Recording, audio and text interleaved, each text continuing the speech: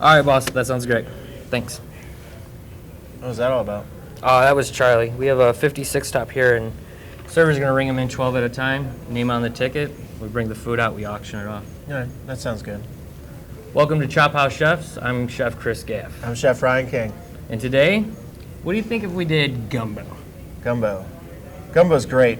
I don't know so much about the okra though. Oh my God, okra's so good. I'm not a big fan. It's gonna help add the flavor to the gumbo. It does help thicken it too, so. I think it's a good start. Gumbo's pretty good. I also want to do the lobster mac and cheese. What do you think about that? Ooh, with real lobster on it? Yeah. That you have to use real lobster. What else are you going to use? Of course. All right. Jeez. Touche. All right. Welcome to Chop House Chefs. We're going to go back and get this done? Absolutely. All right, let's do it.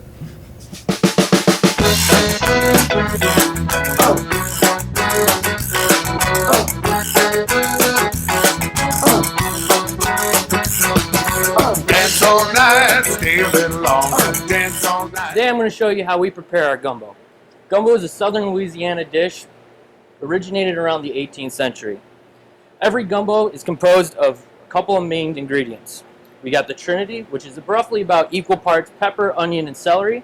We have a roux, our special blend that makes it our own unique style. With the Trinity now, we're going to start off with this. Now, to make it the Holy Trinity, we're going to add garlic. I'm going to get my pan warmed up here on a low heat. But I'm going to show you a really cool way to cut a pepper. Now, when you go to cut this pepper, you're going to take the top and the bottom off. And there's only really 3 knife moves that you have to make to cut a pepper up. We're going to place it straight down and make an incision right around. We're going to rotate it face down and then slowly move our knife flat with the pepper and get a lot of the spine off and all the seeds in one cut. Alright, now with the pepper, we can go ahead and proceed to dice.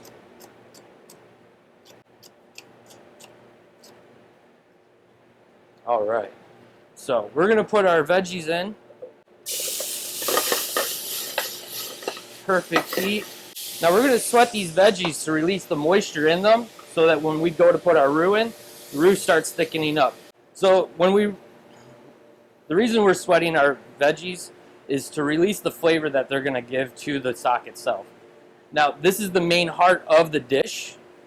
All the meat and chicken that we're going to put into it later, that's just all an added bonus.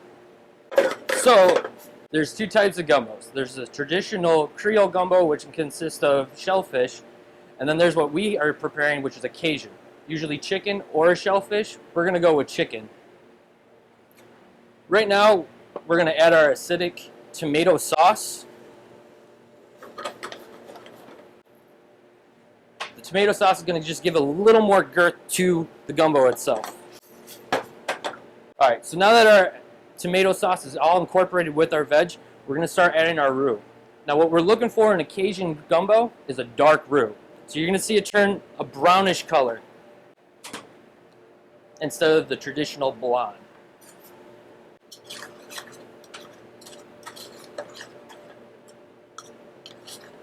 Now it might look really thick in the pan at first. Be careful not to scorch the bottom when doing this. But this is how this is going to thicken up the stock to turn it into a soup.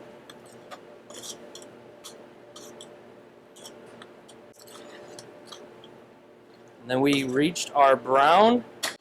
We're going to proceed with chicken stock. Now, when using ingredients in the restaurant, we want to utilize every ingredient we have.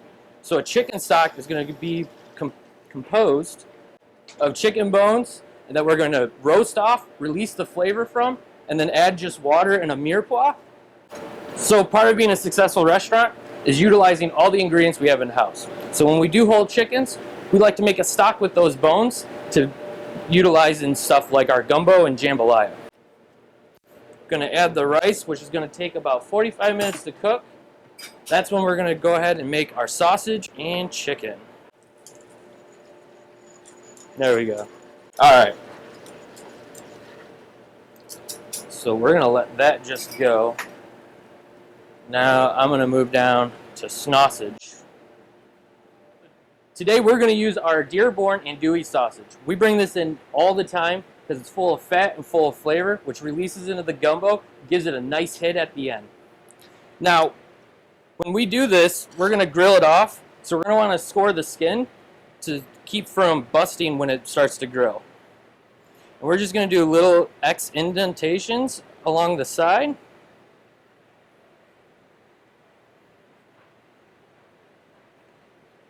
And grill it off. Grilling it off allows it to release a smoked flavor instead of just going into the stock plain. It's going to have more oomph. Oh God, yeah. We're looking for a dark coloring, nice char effect, so that when we slice it up, that is all going to go into the gumbo and give a nice smoked flavor with the spices. Now, oh yeah. And home doesn't get to smell it, but oh, does it smell so good.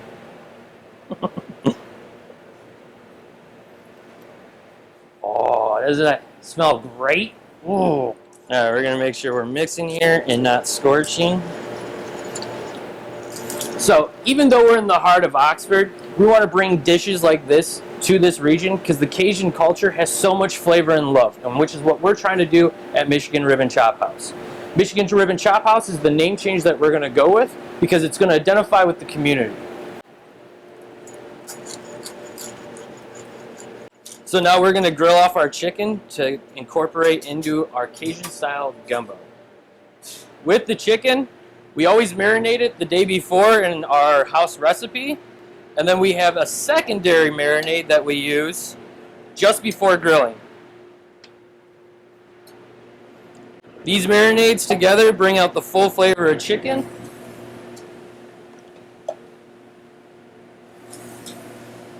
Just like our charred chicken dish. So this is almost done. Alright, right now I'm going to add okra and the andouille sausage to start infusing with the gumbo itself. Okra is a very traditional thing to put in gumbo. Okra is a very traditional ingredient to put in gumbo. It stems from South Africa, but with the fusion of French and African cuisine, which is your Cajun cuisine, okra is a big component of any gumbo. Look how hearty it is. Oh, so good. So we're going to incorporate our okra. Don't be afraid of okra. The okra is going to release a starch into our gumbo that helps thicken it. It comes from the southern region of Africa. It's also known as the shikaris plant. So try the okra. It's a huge component in our gumbo. We should be ready on the chicken. Charring the chicken off is going to add another component of that smoky flavor to help complement the andouille and bring out more flavor in the gumbo itself. We're just going to rough dice this up into little bite-sized pieces so that every bite can almost taste the same, I guess. No, because every bite should taste the same. It's more what I want. Add the smoky flavor so every bite tastes the same. So, once we get that chicken in, we are ready to serve.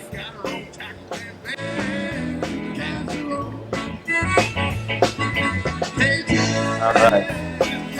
So now that you saw how we prepared a gumbo, try it as a start before one of the really good meals here at Michigan Rib and Chop House. Stay tuned for Ryan, who's going to show you how we do our lobster mac, one of the good appetizers we got prepared for you.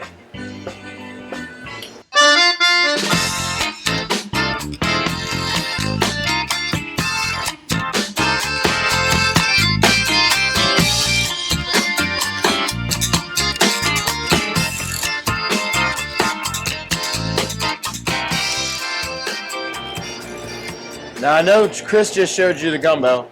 We're going to show you a real dish now. This is going to be our lobster mac and cheese. It is our newest addition to what we're doing here, especially going into summertime. Lobsters are in season.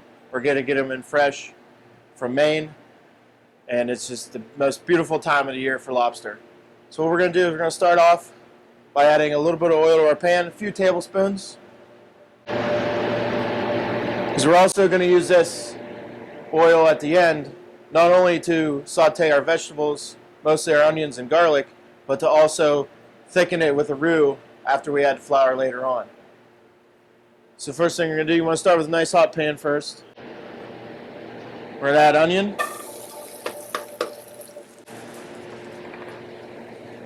And you want to sweat that down for a little bit.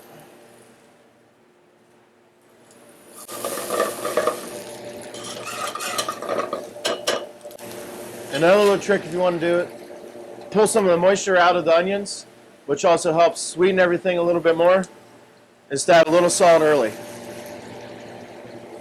Not to get too scientific, but through osmosis, it's going to pull all the water out, which in turn is going to sweeten your onions a little bit more.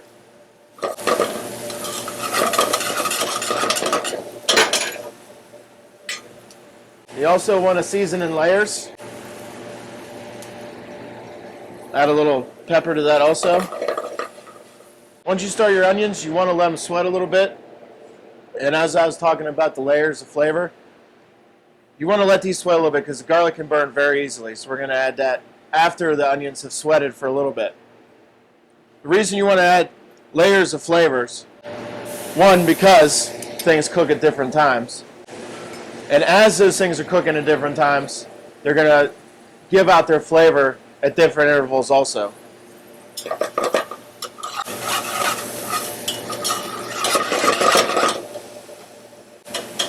And you always want to let your garlic cook a little bit because it can give you a little stinging flavor. Maybe not so spicy, but raw garlic always has a little spice to it and you can feel it on your tongue. After we pulled some flavor out of the onions and garlic, the second thing we want to do is add our flour. This is what's going to thicken it.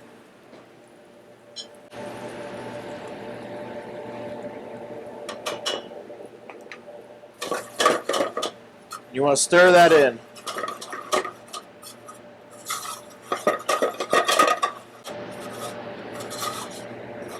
And you want the flour to pick up all of the oil. The whole reason you want to use this type of thickener is the oil helps protect the individual granules of flour, which in turn let it go throughout the dish to thicken everything so you just don't have one clump in one area and more not so thickened in the other area. And once it's cooked down, you want to cook the flour taste out of it. It's just that raw, you're not baking a cake, so you want to cook this for a little bit. Second off, we have cream with homemade lobster stock. Something we can do in another episode, I guess. It's just simple.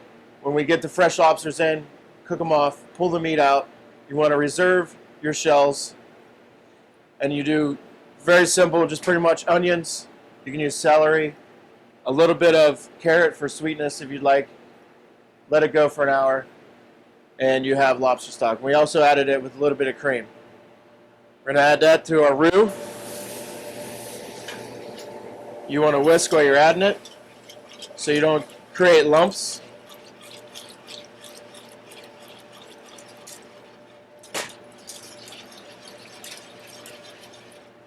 And next up, we want to bring this to a boil. You're never going to know how thick any sauce is going to be until you bring it to a full boil. That shows the full potential of the flour and the roux that you put in there. Just want to make sure it's very well mixed. You don't want any lumps. Nobody likes lumpy sauce.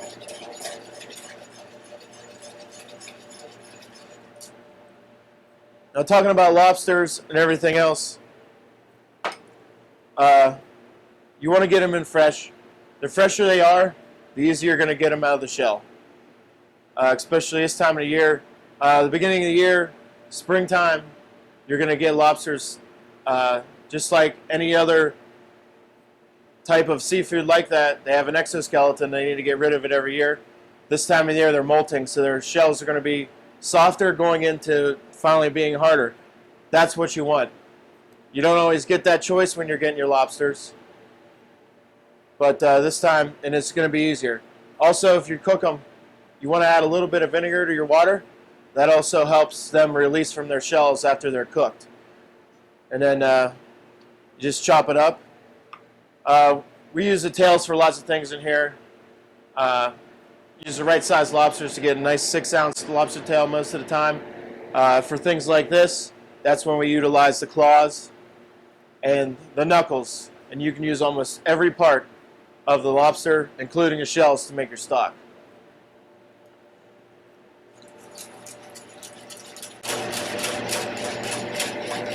And as we're waiting for this sauce to thicken, I also want to talk about the type of pasta you're going to use. Here in the restaurant, we like to use, it's a corkscrew pasta called cavatappi. It has a nice ridges on here. I don't know if you can see it. The reason we like to use this type of pasta, one, it looks nice. You know, presentation and everything. I think I've said in a previous episode, people eat with their eyes first.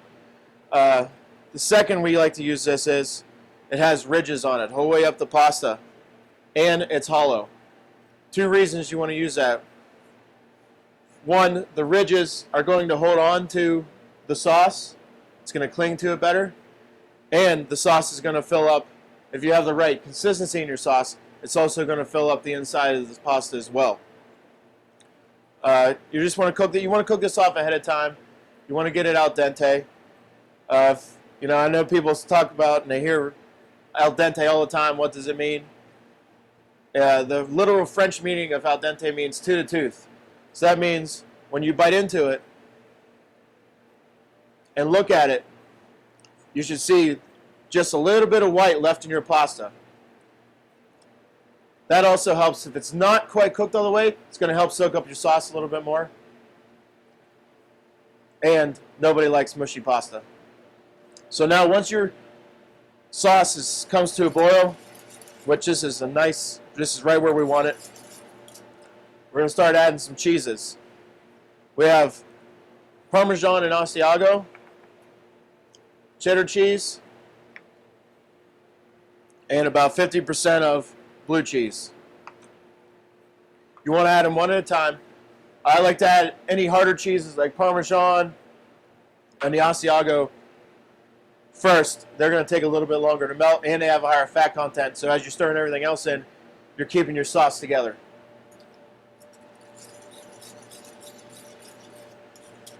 Now you want to, when you add your cheeses, you want to keep whisking, keep stirring, and when your first cheese is almost melted, you want to go on to your second one, and so on and so forth.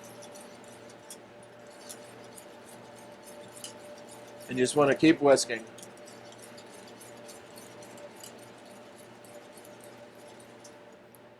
Now that's incorporated. We'll do the cheddar third. Whisk that in. The reason we use 4 different types of cheese instead of just one, of course they all have different flavors. You want to use Parmesan and Asiago. Each of those gives them a nutty flavor, but they're also 2 cheeses that are a little bit more saltier than others. So it's also seasoning your sauce as you go along too. Keep stirring that in.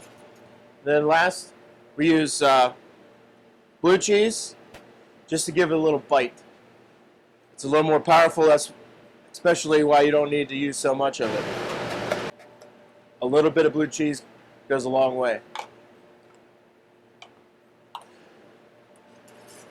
And the one crazy thing about blue cheese is it may not seem like it's going to melt all the way, but that's perfectly fine. You're still going to get the flavor. It's still going to help thicken your sauce.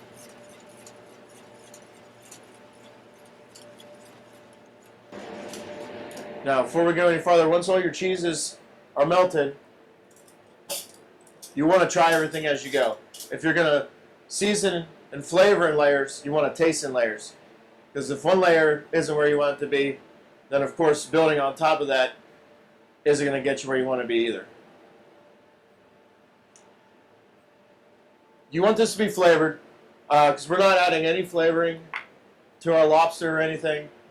That's just lobster meat. We haven't flavored it otherwise. This is where you want all your flavor to be. That'll add a little bit of flavor. With the redness color of the lobster, you're also going to add color to this.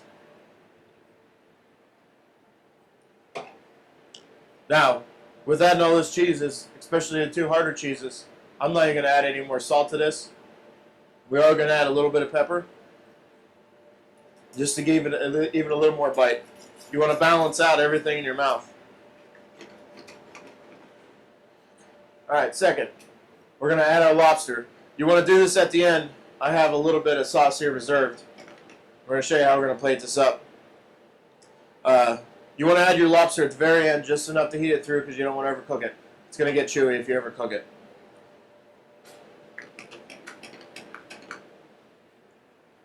After you add your lobster, you want to keep some hot water just to reheat your pasta a little bit.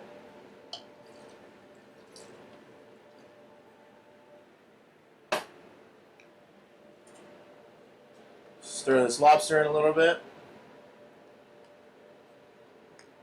You want to have nice big chunks of lobster. You want a little bit of lobster for every bite.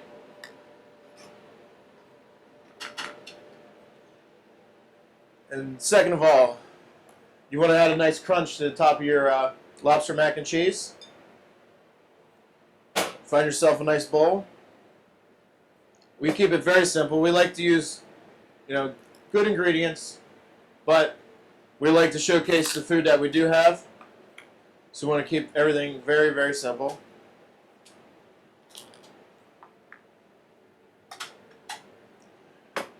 In here, I just have Pecorino Romano cheese, along with some Parmesan cheese. That'll add, this is mac and cheese. There's nothing wrong with adding more cheese at all. Panko breadcrumbs, you can get these at your local grocery store, anywhere. It's one of those things slowly becoming more available to people.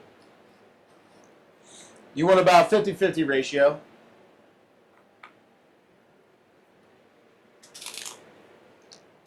And I'm just going to add more. And we also add fresh parsley to it. Nothing wrong with using your hands. Sometimes it's the best way to incorporate things together. Okay, so that's the topping. We are going to use a broiler in here. We're in a nice industrial kitchen. But at home, all you have to do is turn your oven on the broiler, and you'll get the same effect. So once our sauce is right and ready to go, take our pasta. You want to let it drain. You don't want to add any extra water to your pasta dish. You always want your pasta to drain very well, down to the last drop.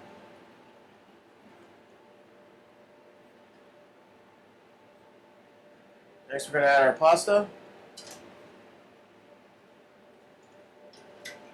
Now, when you stir your pasta in, one, you want to make sure it's all evenly coated. And two, you want to let your pasta sit in the sauce a little bit. Let it absorb that flavor. Because in the end, your goal is to wow everybody that comes through that door. So once we let it sit for a little, you're going to put it in your serving bowl. Now, if you're doing this at home, you'd probably want to find a bowl that can take a little bit of heat, something you can put in the oven and bake in. You want to take it right up to the top, mount it over, make it look nice. Make it look like there's something there. You want to get your topping evenly on top. We're going to let this get nice and bubbly in the broiler.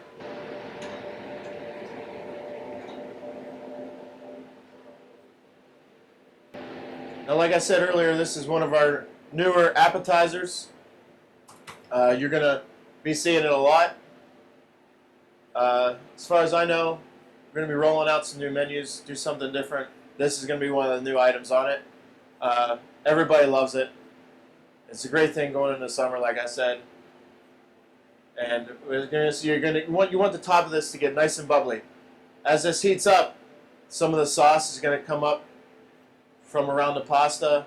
You're getting a nice golden brown color on top.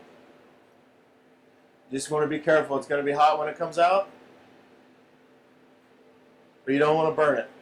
It's just like everybody always has so much trouble with garlic bread. You throw garlic bread, even if you set a timer, you'll always burn it. You don't want to walk away.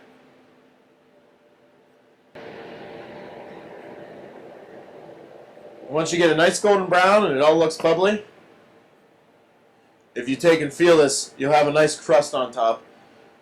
Most of the cheese will be melted. It's alright if not all of it is. You know, especially some of the bigger pieces of Parmesan, if you use something shredded, they're just going to crisp up, which will also add to a baked flavor and add more to it. And then at the end, add some more parsley on top for some green. Careful, it's going to be hot. And then there you go. Our lobster mac and cheese here at Michigan's Rib and Chop House.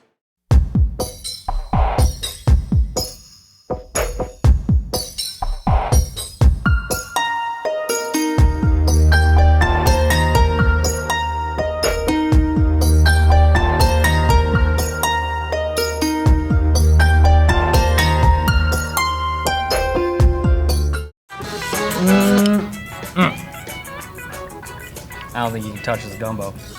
Your gumbo is good, but nothing beats this lobster mac and cheese. Dude, that does look really good. I'm just saying, everybody loves lobster. You can't beat it. Yeah, but dewy boo. But I have to tell you, it does look good. You have wonderful color in there. And I'm kind of envious of the sausage because that stuff's really good. What do we, where'd the chicken marsala come from? The new menu. That's just something we want to do, you know, changing things up a little bit, getting away from, you know, barbecue chicken. You know, it's still a great thing. We love doing barbecue specials and whatnot, but the chicken marsala is going to heighten what we do a little bit more. It kind of boosts up the standards a little bit, and I like Exactly. that. It's got That's what a we're little trying more to do. flair on it, and I Right. kind of like that. Let's give people, you know, let's do better. Is that your recipe? Let's just challenge ourselves and Well, of course. make things make everything better. Let's get people in here, Absolutely. right? Every day. Right. What else about this new menu we got going on? Like I said, you know, this lobster mac and cheese should do pretty well. You know, there's not a whole bunch of places that have it. Right. Let's get show people what we can do. And it ain't just like no Kraft macaroni noodles. It's like real Yeah, as much as we cavatappi. like, right? As much as we like Kraft mac and cheese, this blows it out of the water. Oh, absolutely. With it. Good. All right. Well, I think this menu change is going to be great. I mean, we have a solid menu, but there's always room for that improvement, and I think these are the great additions. We're going to bring Cajun and the South to Oxford and to Michigan Absolutely. and show people what we can do, for sure. What else? And we also were changing the name of the place. To Michigan going on Urban with that? Chop House. Why are we doing that? People keep asking. I thought it was Montana's. Well, PA, you guys are known as the Chop House. Right. That's your identification. Here, people call us Montana's. We don't like that. It doesn't relate to our community or to the people. So we Right. want to be Michigan's Chop House. Great So idea. we're gonna represent that. Great. Thank you for joining us on Chop House Chefs.